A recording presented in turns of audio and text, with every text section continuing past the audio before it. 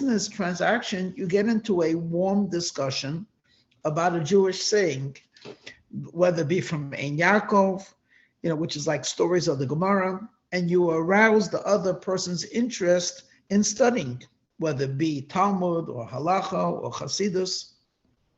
When you do this, you cause joy on high, and the Almighty rewards such trade with the blessings of children and of health and of sustenance.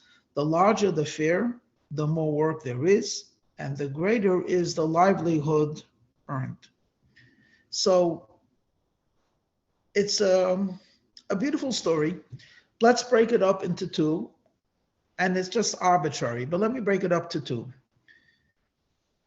The first part is, here's a tzaddik. He's the fourth Rebbe of Chabad.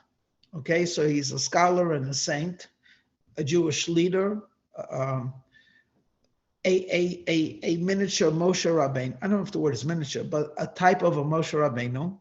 And he has a chassid who does business, a rather simple person in terms of scholarship. So he's not a great Talmudic scholar. He's not an expert in Jewish law. He's not a rabbi or a teacher. And here's this holy tzaddik, a leader of Jewish people, telling the chassid, I am envious of you. I am jealous of you. And tzaddik does not lie. So there was an aspect of this man's business-like qualities that the Rebbe was jealous of. What was that?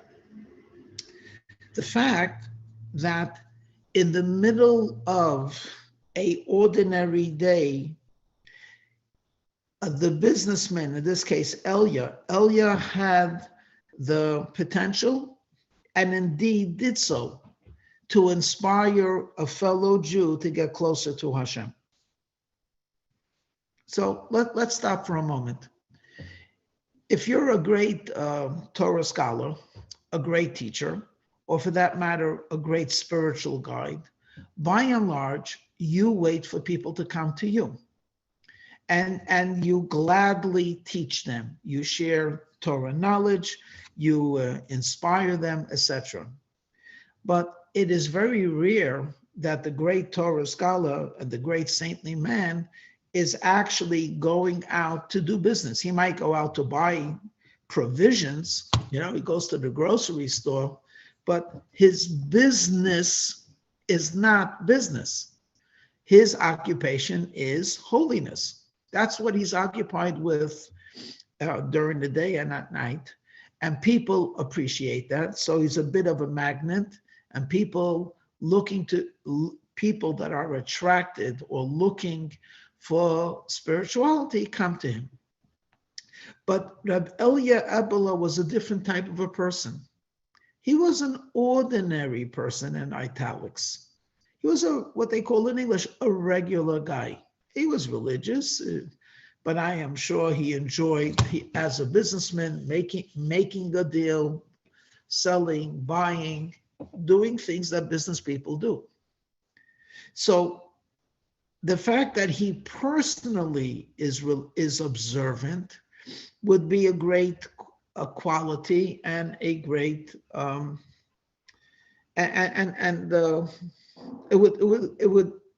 it would be what he was supposed to have been doing. But he did something different. In midst of the mundane, he brought in spirituality. In the midst of a business, he started to speak a word of Torah. You see, when someone comes essentially to a class, or certainly if someone goes into a Rebbe's room, he leaves the business outside of the room and enters. And like if today we would say, I guess with a smile, everyone at the class, please close your cell phones, which is like a mental disconnect. Don't bring the business. We're learning the Gemara right now. So please close it. Right now, you're not connected to all of the different things you have to do. Right now, you are in the world of Torah, whether it be for 20 minutes or for 2 hours. So, and that's, again, a great quality, and it takes a lot of discipline. But what you're really doing is you're separating business from Torah study. Reb Elia Abela was blessed with the ability to bring Torah in the business. So while he's talking to a person about buying and selling wheat or buying and selling sweaters, he managed to introduce, this reminds me of a story or something like that of the Gemara. And then suddenly they began speaking Yiddishkeit. They began to speak Torah. And for this is a remarkable achievement. And for this, the Rebbe said, I'm actually jealous of you. The second part of the story is also very interesting because all of us believe firmly that when we listen to Hashem, Hashem is pleased, in italics. So when you study Hashem's Torah, you say the words of Psalms, you say the words of prayer, you're involved in good deeds, you are causing joy in heaven. When you're doing business, what kind of joy do you think you're causing Hashem? So you want so many of us would think, well, from the salary received, you'll give a part to tzedakah, which is true and which is good. But that's really when, at the end of the week, when you get your salary.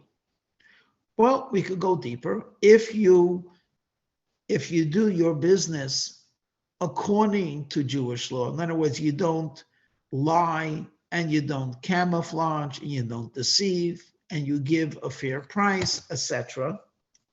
Or for that matter, if you're working for someone else, so you give that person your 6 hours or 8 hours of the day, you're being honest with your employer. So then you are causing Hashem joy because you're working the way he commanded you to work. But again, it seems to be a bit, well, let's just say that it seems to be that the joy of following Hashem's law in business on a personal level, it seems to be very subtle. But Reb Elia did something very, very unique. During business, he made a trade. Let me perhaps bring this into a more modern context, okay? Let us imagine for a moment, you're working, it could be for a person, for a company, you could be a lawyer, you could be a plumber, you could be in IT, and it's before Hanukkah. And as you're talking to your friend Bob, you say, Bob, Hanukkah's coming up, and you have candles? He said, well, yeah, I didn't even know where the menorah is. Every year I get it, I throw it out. So it's fine. You know what? I'm coming over, we'll sign the paper. I'll bring you the menorah. Or it might be something a little bit differently. It might be you're discussing current events and you're talking about Israel and who knows what's happening right now. And then you mention something about, but there was a time in Israel when the Jewish people fought for their land, and it's connected to the here and now.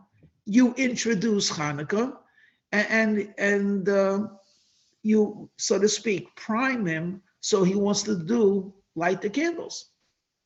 So what you did was, in an ordinary day, doing ordinary business, you actually introduced something that will bring joy to God. Because when this man will light the candles, he's doing a mitzvah and he's bringing joy to Hashem. Well, as we know in the business world, if you help me, I'll help you. If you put in a good word for me, I'll try to do the same for you. If you actually cause Hashem joy, but in your business, Hashem will respond with with a blessing of his business. Now, what we could, of course, do is try to, in English, make money. What we can't do is actually be assured of it. More importantly, we cannot be assured that the money that we make will be used for healthy things. And we certainly, though we try and do whatever is physically necessary, we're not assured of having children, of many children, and healthy children. But that's God's business. So when we do our business and introduce Hashem into our business, then the response is this joy that you cause in heaven actually causes that Hashem should bless you with only with what he could do, children, health, and sustenance. And the more joy, the more of God's business you introduce into your own business, the more of God's blessings you will see in the course of your creating your own physical blessings. Hashem will bless that, will bless your blessings. He'll bless your house, your work, your family, etc. So it's a really, really beautiful, inspirational story from the Rebbe. Okay, today we're on page 210, and we were speaking about the idea of there are two levels of returning to Hashem by removing obstacles or barriers. There's the barriers that we could see and feel, and hence it's in our hands with a lot of determination, of course, but it is in our hands to remove those barriers. And now we'll use the more interesting language, to remove that stoppage or that blockage. But then after we are elevated enough, we get rid of that spiritual blockage, then Hashem promises that he will further and continue what we started. And that is to take even the spiritual blockage or even the more refined type of barrier away. And in a general sense, this will take place in the days of Mashiach. So we're starting from approximately 11 lines from the bottom, the last three words on the line. And therefore, being that the second level, I'm sure you recall, we spoke about the idea of a person can think about Hashem's presence in his life and Hashem's greatness, and that will awaken a desire to get closer to God, and we will call that desire love. So the knowledge will bring forth the love that every Jew has. But we also mentioned that we're born loving God, and it's much higher than this idea of knowledge. Rather, it's the idea of, as we love life itself, we love God, who's the source of life. So this level of love will be revealed in the days of the Mashiach, because then the Shekhinah, the divine presence, the presence of God that's found in creation, which is covered up in each world, there's a covering of Hashem's presence. And as we understand, it's obvious to us, Hashem's presence has to be covered up, because were it not, in each world, the revelation would be so intense, it would actually dissolve the vessel into nothingness. So again, when Mashiach comes, B'Esach Hadas L'chol Yisrael, v'hi gilui bechina nekuda pnimius. When Mashiach will come, there'll be a revelation of nekuda pnimius, the inner spark or the inner haklalas in general, the yetzias hashchina haklalas mehagos, and then there's the general idea of shchina, which is going to be redeemed or go out of galus. v'hashaveha, and her captives, la'ad ula'il me'elamim, forever. So when Mashiach will come, the general idea of Hashem's concealed presence, which is actually in Galus, in exile, will then become revealed for all eternity. And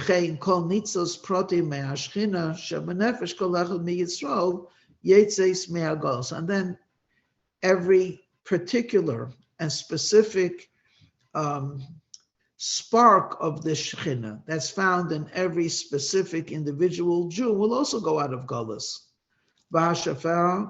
And her captives.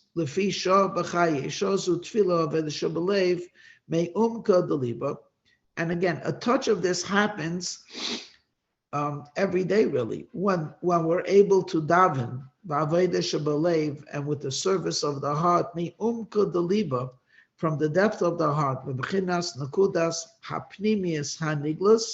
which is from the inner point, which is revealed, orla, it's coming out of the orla from the blockage, and it ascends above, to cleave to him, with a strong yearning, top of page Kufav,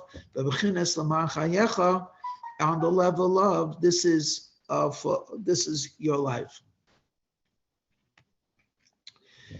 He writes, "V'hi gam came bebechinas hesach hadas adam." This also, to a certain extent, is with the level of hesach hadas, removal of knowledge. Ki bechinas zohi l'mayla midas adam, because this level is higher than the knowledge of a person. Biz beinanusay bigdulas Hashem, and his thinking of the greatness of Hashem. It's actually the level of a gift. Nesuna me'es Hashem, given from Hashem, min Hashemayim, it's given from God, from heaven. Me'a'ores bechinas panam elyenim, it's a reflection from the panam elyenim, the supernal face, or the supernal inwardness. Kamesha Kosav, as it says, Yor Hashem panav elecha, then Hashem will shine his face towards you. As it says, Hashem will circumcise the heart. Okay, let me go over this. And let's talk a little bit for a moment. There are many ideas contained in these words. And let me tell you the ideas that come to me. Number one, there's this idea of hesach hadas. Many times, especially when it comes to emotion, knowledge can be seen as a key that opens a door. It can also be seen as a key that locks the door.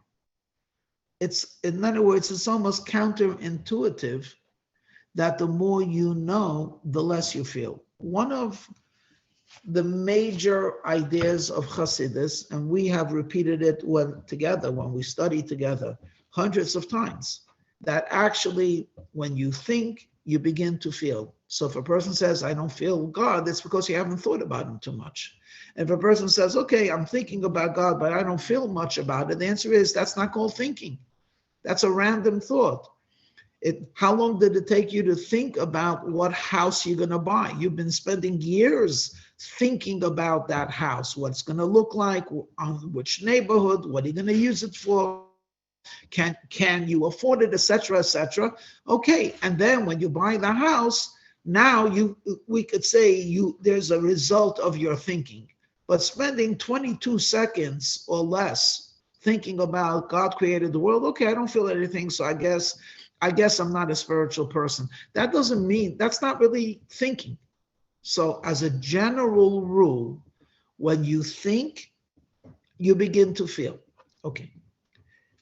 But every rule has an exception, and every good thing has the lining in the back of it. So let me make up an example that comes, a random example. Your first cousin is getting married, okay? And you get an invitation. Now, it just so happens to be that Tuesday night is the night that you do bowling. It's your one night off. You relax, you enjoy it, you're with your buddies, and his wedding is Tuesday night. Oh, do I go? Don't I go? Do I want to go? No, I don't want to go. It's a late event. I got to get dressed up. I have to see family that I haven't seen, and I have to smile at family I don't like, and I hardly even know him. He probably won't even know if I'm there or not. So all of your knowledge is leading to you, don't go. And then you talk it over with your best friend or with your parents, and they say, you know, you really should go. Okay, so you make the decision to go. As you're driving there, you're telling yourself, oh, what a wasted evening. And I hope I get through it okay. And you come in and you're stiff and awkward, and everything that that you were thinking about came true. So-and-so gave you a false smile, and so-and-so put you in a table that you didn't enjoy. Okay. So far, everything is working according to what you were able to predict with your mind. And even though the food is really not bad and the music is really very exciting, you're not motivated to dance or to enjoy. And you're just looking at your clock, when can you leave? And then suddenly, actually a stranger, you don't even know who the person is, maybe he drank a little bit, he's excited, he jumps over to you, and he doesn't ask much questions. He pulls you into a circle of dancers, and you try nicely to wiggle out, but you can't. So you say to yourself, oh, what the heck, forget it. You know what, let me make believe I'm having a good time. And as soon as you stop thinking about, I don't really want to be here, I don't know why I'm dancing, I don't even know the guy, I don't even like the guy, suddenly, to your surprise, you're enjoying it. And after this half hour, you sit down for the second course and you're a different man. You start making conversation and you go home. And you say, you know, I'm pretty surprised at myself. It was really a beautiful event. I'm so happy I went. What changed?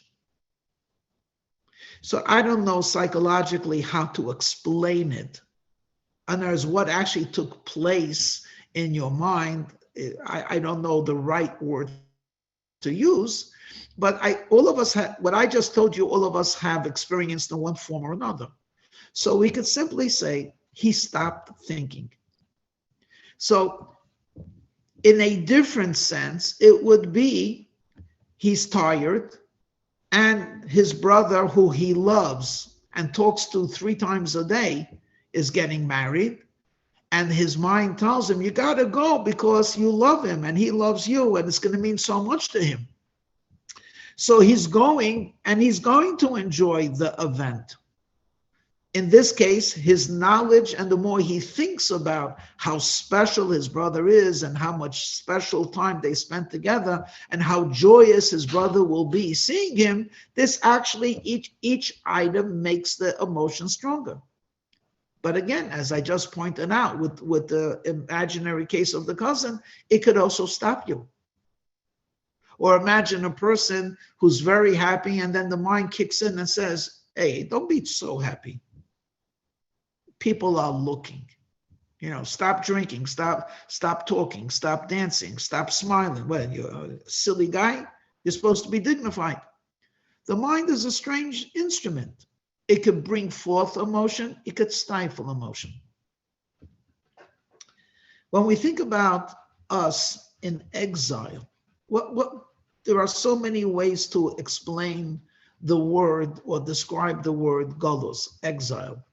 But in a very general form, exile means living a life where the truthfulness of God is not revealed to you. So in a sense, living an ungodly life is a very high form of exile. And how could it be? I mean, isn't God inside of you giving you life? Isn't He around you in the air that you breathe? Isn't it apparent that He's directing you? You're the only one that got a parking space. No. All of those apparent revelations of God, you either ignore or explain away or just simply don't pay attention. So God Himself, the presence of God, is also in Galus. Shchinta bigolusa. The divine presence is in exile. The flip side, or the other side of the coin of exile, is being in a place where you should not be, especially if you're conscious and you don't want to be. So you could have someone who has a cynical sense of humor writing a postcard, I'm exiled here on vacation with my teacher of 3rd grade. I hated my teacher. And in the hotel, there's the teacher. I'm exiled.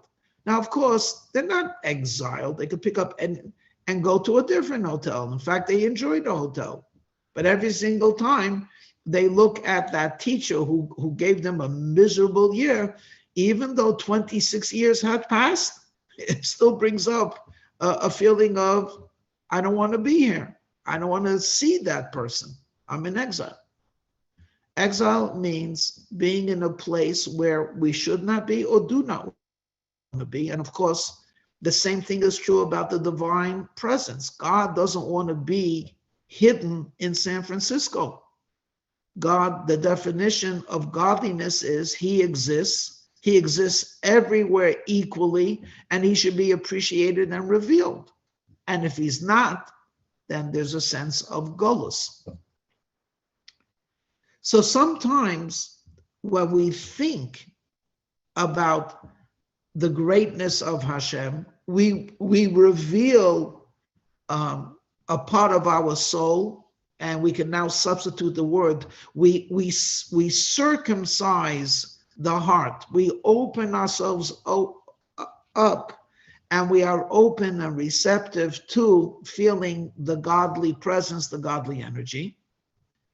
And as a result, part of that godly exile is minimized. And then there's a much higher level where the mind is not involved at all. In fact, it's hesach hadas. On a practical level, very practical level, there's a reflection of this in prayer.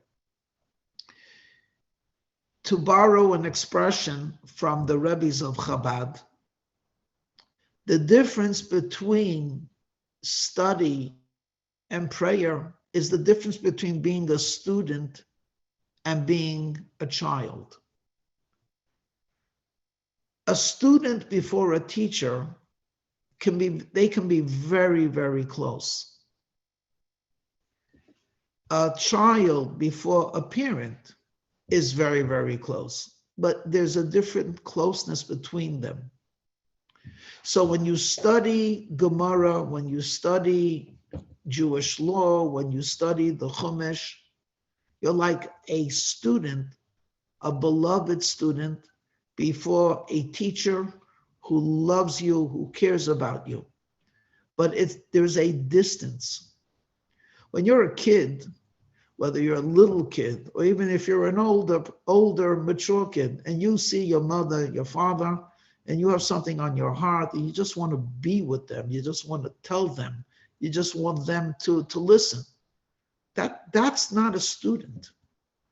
There's the emotional bond is what's paramount. And that's why even if, again, we'll make this a little bit melodramatic, if there's a You come, you're a girl or a boy, you come and you want to say something to your mom. She says, "What's wrong?" And you begin to try to say it, and you can't, and you just either cry or clam up, and she gives you a hug, and she says something as banal as, "I'm your mother, I love you," and that has nothing to do with the problem. And yet, for many of us, it's the most comforting thing. And then we don't even have to talk about it. She said, "So what happened? Why'd you come?" "It's okay, Mom, I feel better." So there's this idea when you daven to Hashem, you hopefully you know what you're saying, but you're talking to God. I'm going to say, I read many, many years ago, and I'll close with this thought. I read many years ago about a Breslover Chassid who was on Yom Kippur. He wrote a very beautiful something about himself. This goes back many, many years. Anyway, he wrote that he was in a shul. It was a very holy place. I mean, a lot of very sincere daveners. And the chazan was good. He davened beautifully with heart and with melody. And he's there, this Breslover chassid, he's there, and he's trying to get into the davening. He knows the words. He knows most of it, what it means. And he's looking around and peeking, and everyone seems to be really involved. And he began to feel very uncomfortable. It's the holiest day of the year. I know what I should be feeling. I know I have an opportunity to talk to God. I know this is the day that my soul will be cleansed. And I'm not feeling anything. I'm saying it, and he's trying to concentrate on the word. The words are beautiful. They're moving words. And he couldn't do it. It just wasn't connecting. So I'm not sure if he said he closed the siddur, but he put the talus over his head, and he began talking in, I guess it was in English, to Hashem. And he said something to the effect like, "Rabbeinu Shulayla, Master of the universe, I feel like a potato. I don't feel anything. I want to talk to you. I want to feel your presence. Please help me." And after a while, he just began to say, "Tata, Tata, Tata, Father, Father in heaven, Father in heaven." And without him realizing it, he felt a tear on his hand. He actually had begun to cry. He didn't even realize it. And he just kept talking. At the end of the prayer, he realized he prayed. He didn't say the words. He didn't even hear the chazan. But there was a connection. That sometimes hesach hadas means let the knowledge, don't hold on to it. We need knowledge, we need contemplation, we need meditation, we need understanding. And by and large, that's what Chabad is all about. Chochmah, Bina, and Das, to enhance our faith, to strengthen our trust, and to keep us alive in our relationship. But you have to realize that there's a nakuda, there's a part of our soul and a part of our heart and a part of our personality, which is way, way, way beyond any thinking, any thought. And as he said in the beginning of the chapter, which we already read together, that there's a nakuda salev, which is much greater than knowledge. And he explains that this idea can also be corresponding to the two levels of inner and outer, or heart, the outer level of the heart, the inner level of the heart, we should just try to get rid of the outer level, the inner level of blockage. Hashem will do. And when Mashiach will come, it will be that part higher than knowledge, higher than understanding that will be revealed. Okay, we'll end off with this beautiful thought. He's going to continue, and he's actually going to say something remarkable, and that is when we give tzedakah, a little touch of this takes place. Okay, shalom everyone, good day. For the 100th time, I'll remind you, Thursday night we have a gathering in honor of Lag BaOmer, or not honoring Rabbi Shimon Bar Yochai. Those of you that have the night off, please join us. Okay, shalom everybody. Shalom, Rabbi. Shalom, thank you so much. You're very welcome.